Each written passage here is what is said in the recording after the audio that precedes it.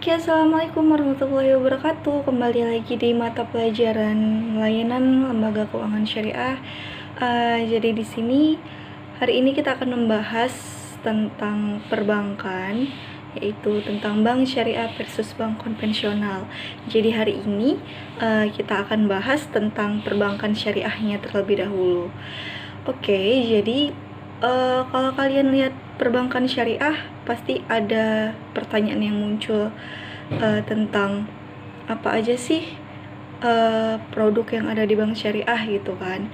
Jadi kita akan membahas tentang produk penghimpunan dana pada bank syariah terlebih dahulu. Setelah itu kita akan membahas produk penyaluran dananya.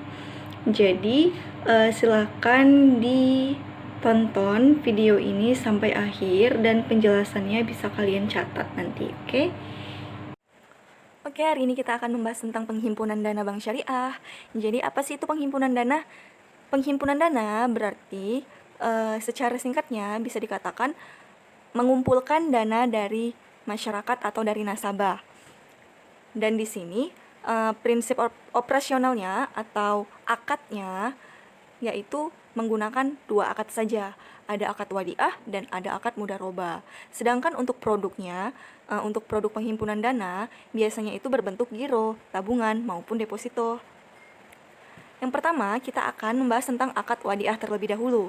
Apa sih itu akad wadiah? Jadi akad wadiah itu adalah akad titipan. Dalam transaksi ini, bank syariah menghimpun dana dengan menggunakan akad wadiah atau titipan, baik itu giro, tabungan, maupun deposito. Jadi, di akad wadiah ini terbagi menjadi 2 jenis atau 2 macam.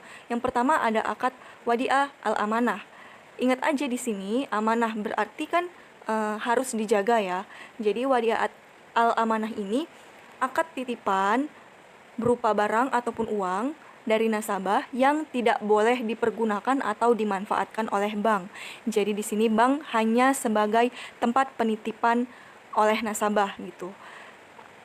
Jadi apa keuntungan bank? Jadi di sini bank hanya mendapatkan biaya perawatan atas titipan nasabah.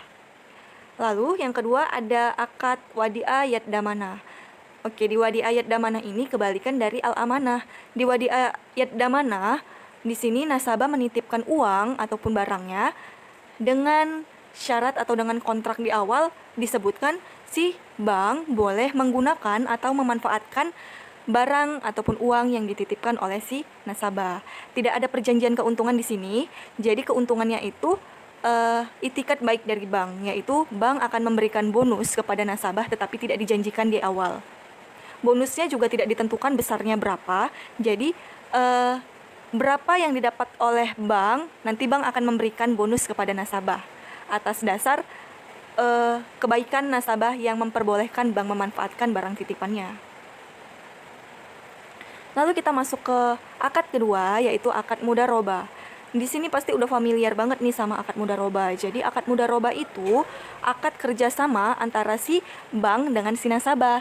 Di sini karena dia penghimpunan dana, berarti yang menjadi pemodal adalah nasabah, sedangkan yang mengelola modal adalah bank.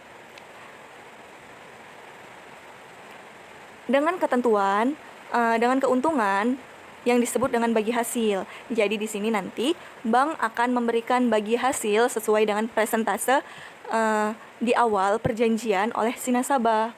Misalnya, di awal perjanjian atau kontrak atau akad, di sini bank mengatakan bahwa bagi hasil antara nasabah dengan bank yaitu sebesar 30/70. 30% untuk nasabah dan 70% untuk si bank.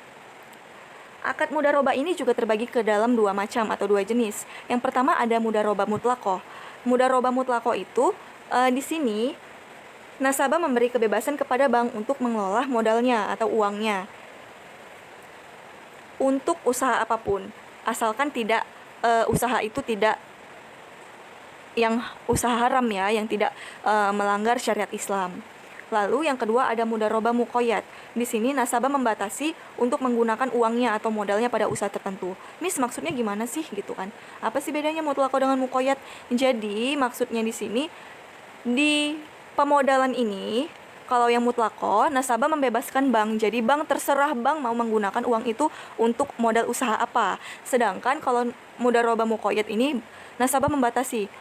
Saya maunya bank itu memodalkan dana saya atau uang saya di bagian fashion deh, atau di bagian makanan deh, atau kuliner gitu. Jadi dia ada syarat-syarat tertentu kalau dia menggunakan mudharabah muqayyad. Oke, sampai situ aja tentang penghimpunan dana bank syariah. Jadi harus kalian ingat ya. Oke, sekian video pembelajaran hari ini. Semoga kalian memahami apa yang Miss jelaskan. Dan silakan nanti dibuka pekerjaan rumahnya dan dikerjakan tugasnya ya. Assalamualaikum.